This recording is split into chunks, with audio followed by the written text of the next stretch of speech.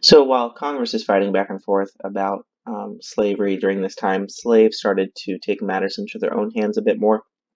Um, Now, slaves are always resisted oppression. They tried to carve out any sense of dignity and livelihood they could through their religion, etc., their chants.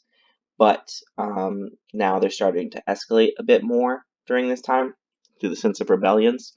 Now, typically slaves revolted in just the sense of, or rebelled in the sense of just not working as hard, pretending to not understand instructions, etc. That way they were not making as much money for their masters because they knew that hurt them um, indirectly.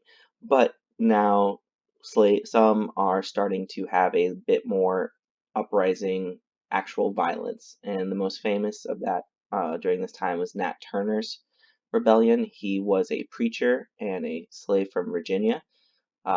He heard or had received visions and heard about his masters and others in the area being away for like a business meeting. So he and a group of men gathered weapons, broke out, and actually killed close to 60 people, mostly women and children, but a few men during this time. And then they evaded capture and hid out for 2 more months. And what this led to was stricter laws in Virginia on the movement and the controlling of slaves.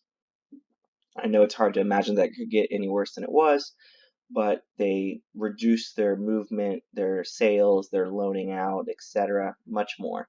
And other states started to follow suit because they were afraid of having their own rebellion. Um, so a lot of slaves turned to the Underground Railroad to just get the heck out of there. And as you can see from the arrows, they either went south or north, a lot of times to Canada. And that's because the surrounding countries all did not have slavery. It was abolished well before. Mexico abolished it in the early 1800s. Canada, or the United Kingdom, which owned Canada at the time, abolished it in Canada about 1834, 1835.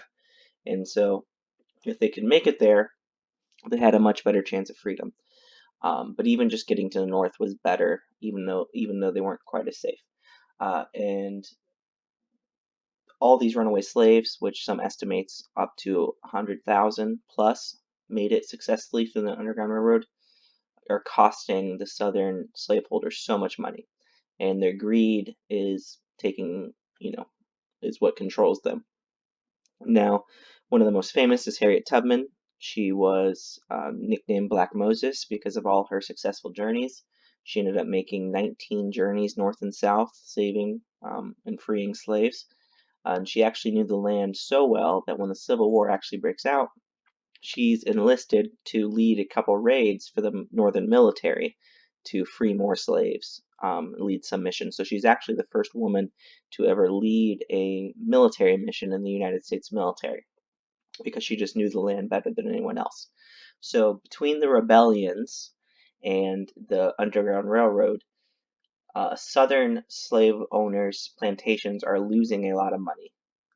They are getting very, very worrisome about their institution, and it's becoming more expensive to um, maintain. So they have to get laws passed to exercise some more control and give them even more power to do these awful things.